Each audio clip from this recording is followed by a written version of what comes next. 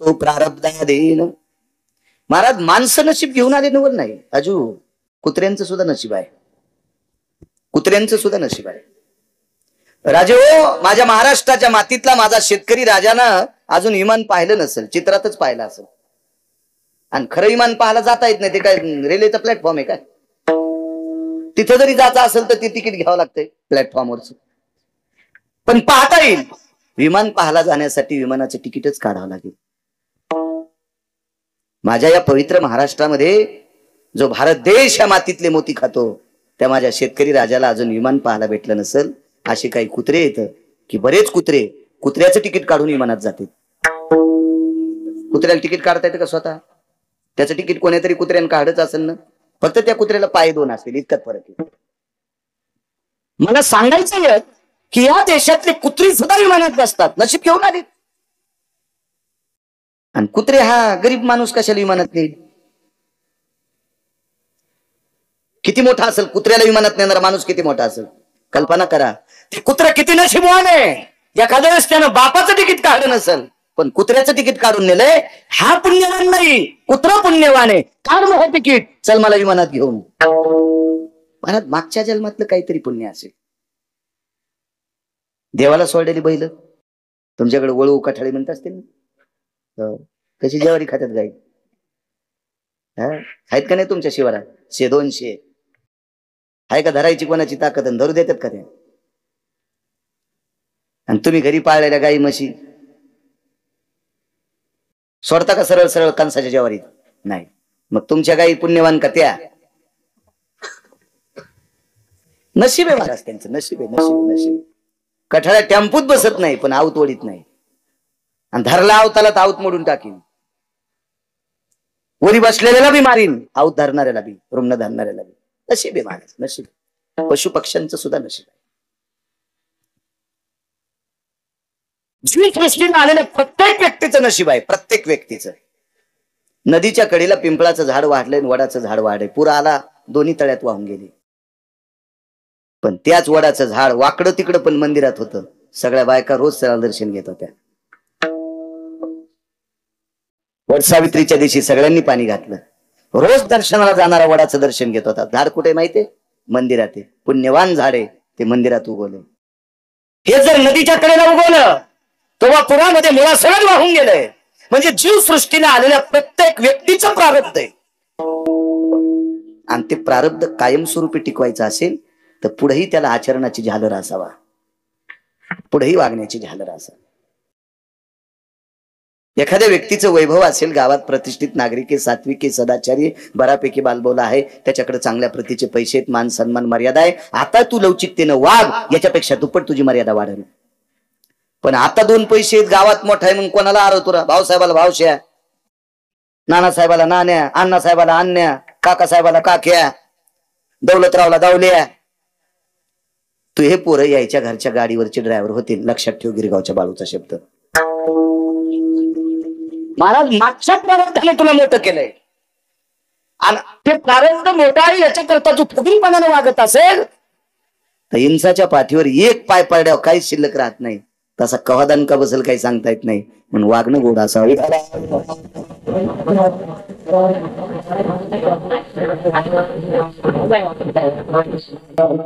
अजून पैसे कोणाला नको वाटते? सांगा राजे, सुख कोणाला नको वाटते? बंगला कोणाला नको वाटते? चांगली गाडी कोणाला नको वाटते? मजा लागे दुःख व्हावे, वाटतं का मला दुःख व्हावं? नाही नाही. मिळतं का? माझ्या लहानपणी एक बाई पाहिली, दिवस एकादशीचा होता.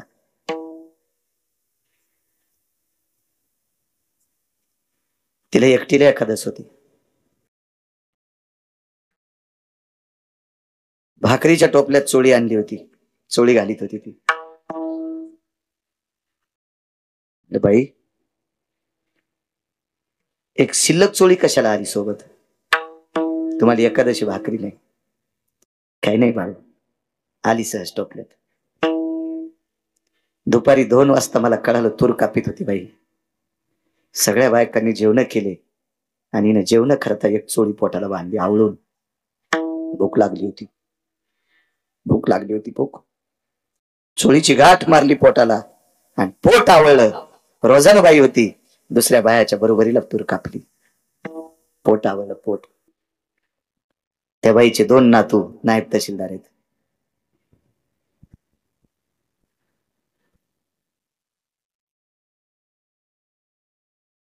वडिलांनी मुलाला सांगितलं, बाळानो, माझ्या आईने एकादशीच्या दिवशी फराळ भेटला नाही म्हणून पोटाला चोळी बांधून कमवलं रे. माझ्या बाबानं काबार कष्ट केले. 6 एकर जमीन कमिली, त्याच्यातल्या मालावर मी तुम्हाला शिकवलं, तुम्ही नायब तहसीलदार झाला. कोणाचे नातू आहेत जिला एकादशीला छटाकभर शेंगदाणे भेटत नव्हते? काय प्रारब्ध असेल महाराज, काय प्रारब्ध. आणि आता नातवाच्या घरी 400-400 रुपयाचे बिस्किटचे पुढे कुत्रे खात असते. पुण्यवान, प्रारब्ध आहे महाराज, ज्याचं त्याचं प्रारब्ध आहे. ते वागणं गोड असलं पाहिजे, नाही चुकत आहे प्रारब्ध. महाराज, प्रारब्ध जीव दशेला जगाचा बाप जर आला तर विश्वाच्या बापाला असेल प्रारब्ध, त्याला चुकवता येत नाही.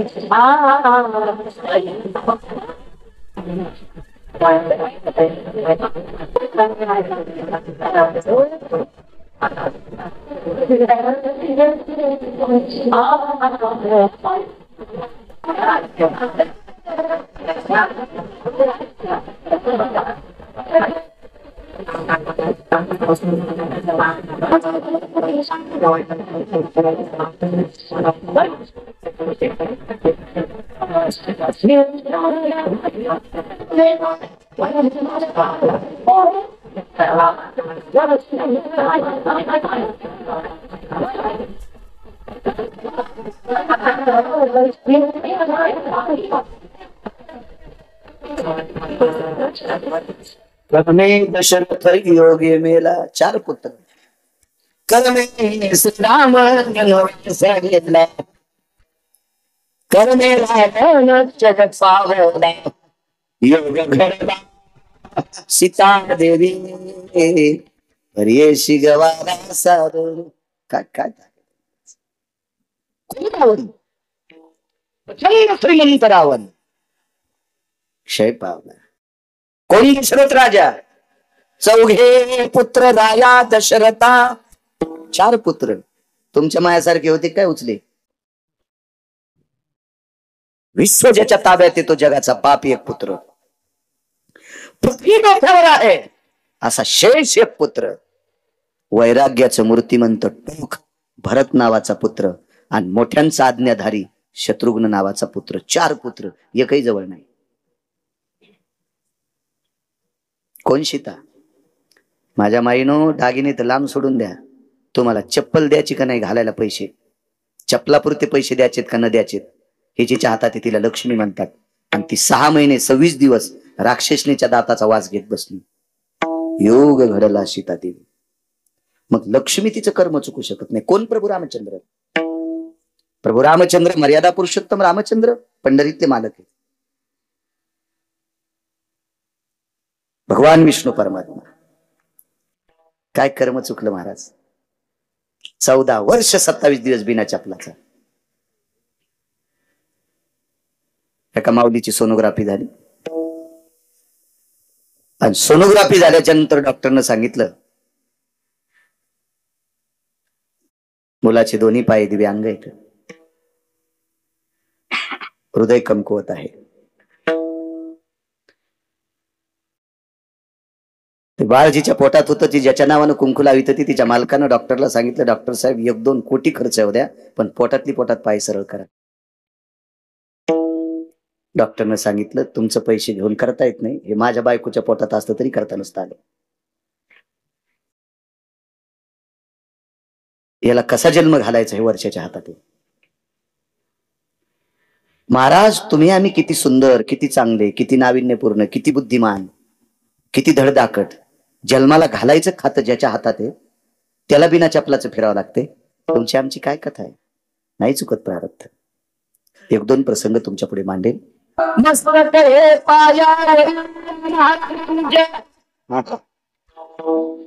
वारकऱ्यांच्या म्हणून राजे वारकरी गुरुवर्य नवले अण्णा यांच्या संस्थेतले विद्यार्थी, मोठ्यांच्या सानिध्यातली लेकरं, अण्णांचा आदर्शवाद घ्यावा.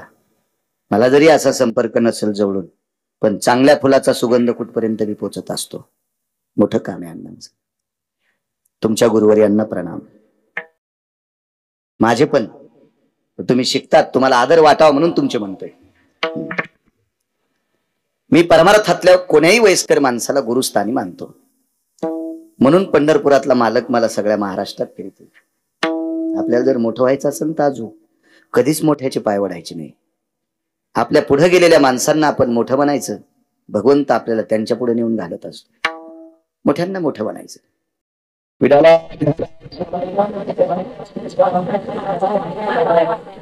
साई सिस्टीमवाल्यांना सुद्धा कोटी कोटी धन्यवाद. मोठ्या श्रद्धेनं तुम्ही गावकरी मंडळी हा उत्सव करता. माझ्या भगवान देवादिदेव शिवशंकराची कृपा हो, ज्ञानोबराय तुकोबरायची कृपा हो. या परिसराला भक्तीचा सुगंध सद्गुरू शांती ब्रह्मनाथ बाबांचा आहे. जवळच पैठण आहे. या सर्व साधू संतांची कृपा या पंचक्रोशीवर हो. माझा शेतकरी राजा सुखी हो, अशी भगवान शिवशंकराच्या जटेतून प्राप्त झालेल्या गंगेचं पाणी आकाशात जावं आणि मेघाच्या स्वरूपात माझ्या शेतकरी राजाच्या जमिनीला ते पोषक पाणी मिळो आणि माझा शेतकरी राजा सुखी हो, अशी भगवान देवादिदेव शिवशंकराच्या चरणी प्रार्थना करतो आणि माझ्या अभंगावर येतो.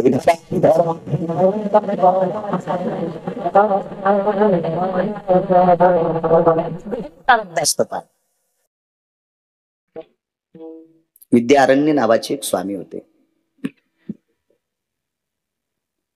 प्रचंड भक्तीचा व्यासंगी मोठा, प्रचंड खूप सेवेची ताकद. महाराज ज्याच्याकडे साधना असती का, प्रत्येक माणसाच्या बाजूला एक अनिष्ट कवच फिरत असते. त्याचे वर्तुळ फिरत असतील, अनिष्ट वर्तुळ. हे वर्तुळ जर नाश करायचे असतील तर किमान एक दोन तरी गाथ्यातले अभंग सकाळी वाचवावा, 4-2 तरी ज्ञानेश्वरीतल्या वया वाचावा. आपल्या वारकऱ्यांच्या मागे विघ्न नाहीत असं कोण म्हणतंय? एखाद्या वेळेस वर्षात एकदा तरी पैठणला वारीला जावा. वर्षात एकदा तरी करू पाहावं, एकदा तरी देहू पाहावे, आनंदी पाहावी, एकदा तरी त्र्यंबक पाहावं, नृत्यनाथांच्या दर्शनाकरता जावं. ज्या साधना असतात का, ज्ञानेश्वरी वाचणं, गाथा वाचणं, रामायण वाचणं, भागवत वाचणं, शिवपुराणातला एखादा श्लोक वाचणं, ह्या साधनेनं नित्यनेमानं हरिपाठ म्हणणे, नित्यनेमानं गावातल्या ग्रामदेवतेचं दर्शन घेणे ही साधना आहे. आणि ही साधना आजूबाजूच्या अनिष्ट वलयाचा नाश करत असते. नाश. आज काका महाराजांचं नाव पत्रिकेवर टाकलंय, रंगनाथ महाराजांचं नाव पत्रिकेवर टाकलंय. महाराज ही साधनेतली लोक आहेत. साधनेतली, नुसतं साधणारी नाही, साधनेतली लोक आहेत. म्हणून चंद्र सूर्य येतोपर्यंत त्यांची नावं जिवंत आहेत. आज मोठं पाकिट भेटतंय म्हणून इतकं नाही गुलगुल व्हायला पाहिजे. पाकिटही मोठं भेटल आणि साधनानं जर नाही केली तर यम तितक्यात मोठ्या लाकडानं हाणणार बी. यमाला काही लाकडं गोसत नाहीत का? साधना पाहिजे. साधना. सद्गुरू विद्यारण्य नावाचे स्वामी येत.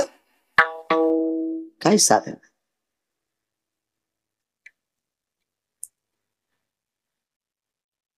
लक्ष्मी प्रसन्न व्हावी, सरस्वतीची साधना, लक्ष्मीची साधना.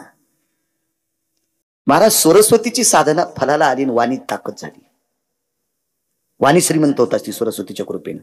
आणि ज्याची वाणी श्रीमंत झाली का त्याच्याकडे लक्ष्मी येतच असती. आम्हा घरी धन शब्दाचीच रत्ने. हो, वाणी वाणी प्रचंड श्रीमंत होती, प्रचंड. विद्यारण्य स्वामीवर मा भगवती सरस्वती मातेची कृपा झाली.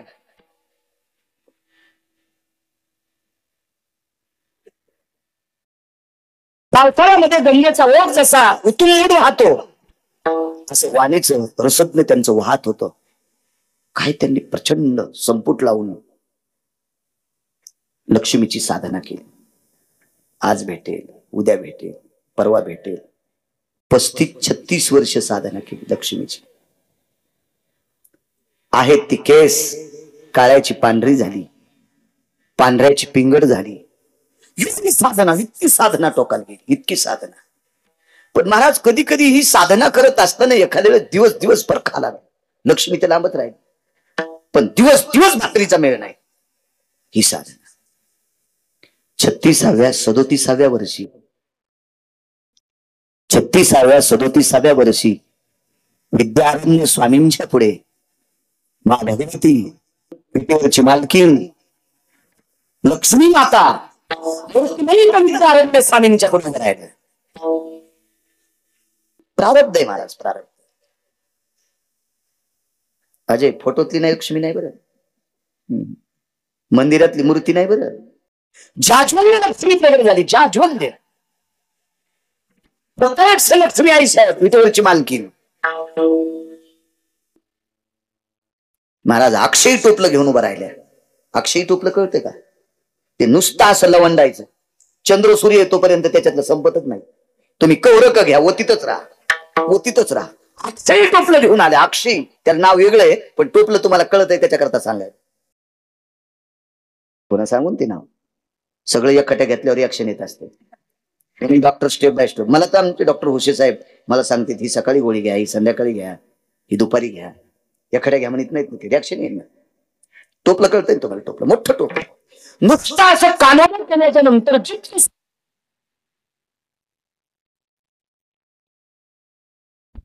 जितके पाहिजे तितके शासनाच्या चौकटीत बसतील असे बनलं त्या टोपल्यातून पोत्याने पडतील. असं अक्षय टोपलं लक्ष्मीनं संभाजी बुवा जवळ घेतले. जवळ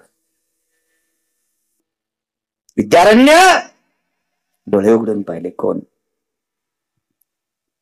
तुम्ही जिच्या प्राप्ती करतात साधना करत होतात, अनुष्ठान करत होतात, जिच्या साधनासाठी जप करत होतात, जिच्या साधनेसाठी 36 वर्ष घातलेत, ती मी आहे. डोळे भरून आले. आई साहेब तुम्ही लक्ष्मी आहात हे बेस कमी कडक करावाच. आपण लक्ष्मी व मीच लक्ष्मी. काय आटोपल्यात तुम्ही मागताल ते. तुम्ही म्हणले मला आता 5 क्विंटल सोनं पाहिजे तरी पडतंय. तुम्ही म्हणले आता 10-5 टन चांदी पाहिजे तरी पडते. सोनं बी 10-5 टन. लक्ष्मी आहे ती, लक्ष्मी आहे ती. आणि तिच्या मनात आलं काही लोकांकडे इतके पैसे त्याला उकरताच आले नाही. लॉकडाऊन मध्ये त्या नोटा बदलल्या कुठं ठेवलेले पतात नाही. काही रबले इतळले बांधायला चिटकले. त्यानं तशाला तसे पोतळे भरून नदे नंतर टाकले. इतकी प्रचंड भयानक श्रीमंत लोक आहेत जगात. इतकी मोठी लोक आहेत. तिची कृपा असल्यावर काय मारायची. एका माणसाची तर गाईला सोन्याचं टोपलं मिळवून खालाय. गाईला फक्त नाव नको, कॅमेरे चालू आहेत. गाईला 1.5 किलो सोन्याचं टोपलंय. गाईला मी डोळ्यात माणूस पाहिला. काय श्रीमंती काही लोकांकडे. मला आनंद एक वाटला. गाईला मिळून सोन्याच्या टोपल्यात खाऊ घालायला याच्या करता. त्याचं जर टोपलं कुत्र्याला असतं तर मी त्यालाही म्हणलं असतं, अरे कुत्र्या तुला लाज वाटावा, अरे कुत्र्या तुला लाज वाटावा असं म्हणलं असतं. मनातली मनात, तोंडावर नसतं म्हणलं. मोठा माणूस आहे कसं म्हणावं आपण. कीर्तनात बोलणं सोपं वाटतंय, अंदाजी दगड हाणणं. आपण लक्ष्मी आहात. हो. अक्षय टोपले. हो. महाराज त्या टोपल्याची बरोबरी कल्पतरू सुद्धा करू शकत नाही. त्या पात्राची त्या पात्राची बरोबरी चिंतामणी सुद्धा करू शकत नाही. अक्षयी नावाचं पात्र असं असतंय. चिंतामणी चिंतील ते देत आहे. चिंतामणीला जर म्हणलं मला राक्षस पाहिजे की राक्षस द्याला, राक्षसाने इथं तुम्हीच मारून टाकला. कल्पतरू मागितलं ते देत आहे. कल्पतरू म्हणला मला कल्पतरूच्या खाली बसला तर वाघ पाहिजे, वाघ लगेच आला आणि बॉक्स करून पुढचा खाऊन घ्या.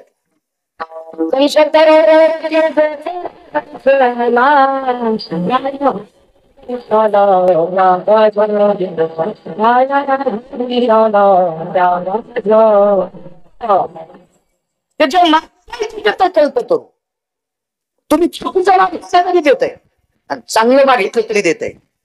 पण अक्षयी नावाचं पात्र आहे लक्ष्मीच्या हातामध्ये. तुम्ही फक्त चांगलं मागितलं तर देते. तुम्ही जर त्या पात्राला मद्य मागितलं तर ती मद्य देणार नाही. त्या पात्राला एखादा चुकीचं मागितलं तुमचा नाश होणार ते देणार नाही. त्याला अक्षयी पात्र म्हणतात. ते फक्त लक्ष्मीकडे असतं. या पात्राचा स्पर्श कर्णाच्या हाताला झालता.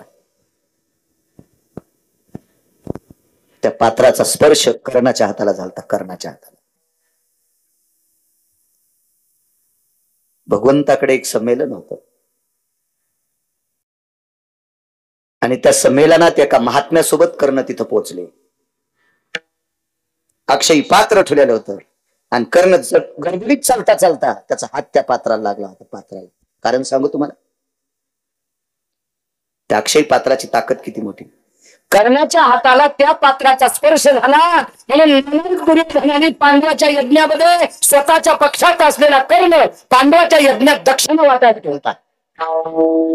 कारण दुर्योधनाला माहित होतं चौथ्या पाचव्या दिवशी सगळे पैसे संपले, यायचा यज्ञ गुंडाळून न दिलं. पण त्याला माहितच नव्हतं कर्णाच्या हाताला स्पर्श कोणाचा झालाय. कर्णाच्या हाताला लक्ष्मीच्या अक्षयी पात्राचा स्पर्श झालता. म्हणून समजेवा कर्णानं 1 रुपया दान दिला की 36 रुपये तयार होत होते. पांडव भिकारी नाही झाले, 36 पटीनं श्रीमंत झाले. आणि मग दुर्योधन बोंबलू लागला, आपण तो भिकारी करण्यासाठी कर्ण कारभारी केला आणि हे तर परिणामी झालं. कर्णाची छावणी कुठे होती माहिती दान करायची? कर्जतला. आणि दुर्योधनाची छावणी कुठे होती? कर्जतच्या बाजूला दुर्योधनाचं मंदिर आहे. इथे जवळ करमाळा कर्जत तिथे. मग अक्षयी पात्राचा ज्याच्या हाताला नकळत स्पर्श झाला तर इतकी लक्ष्मी 36 पटीनं वृद्धिंगत ज्याच्या हाताने होत होती, त्या पात्रात किती ताकद असेल.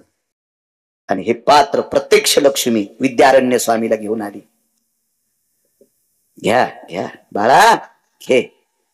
महाराज विद्यारण्य स्वामीचे डोळे भरून आले आणि सांगितलं, माय 36 वर्ष कुठे बसली होतीस ग? आता जटा पिंगड झाल्या. आता मी ग्रस्ती नाही होऊ शकत. आता मी काय ब्रह्मचर्य आहे, संन्यास आहे. आता मला तुझ्या पात्राची काय गरज आहे? मग एवढ्या दिवस कुठं थांबली होती का? तू का नाही आलीस माझ्याकडे? आतापर्यंत अक्षयी पात्र कोणाला दिलंय? पृथ्वीवर जितके देश आहे त्याच्यात 3रा नंबर तुझा आहे. नुसता भारत देश नाही बाबा, प्रारब्ध सांगा. पृथ्वीवर जितके देश आहेत का, या सर्व देशामध्ये अक्षयी पात्र फक्त आता 3ऱ्यांदा तुला प्राप्त होते. विद्यारण्य स्वामीला लक्ष्मी बोलते. लक्ष्मी नाही दिलं रे बाळा, कोणाला दिलं नाही. डोळे भरून आले, लोटांगण घेतलं. माझी माय जगात 3रा नंबर माझा आहे. माझी आई आहेस पण उशीर केलास ग. 36 वर्ष माझी परीक्षा पाहिलीस ग.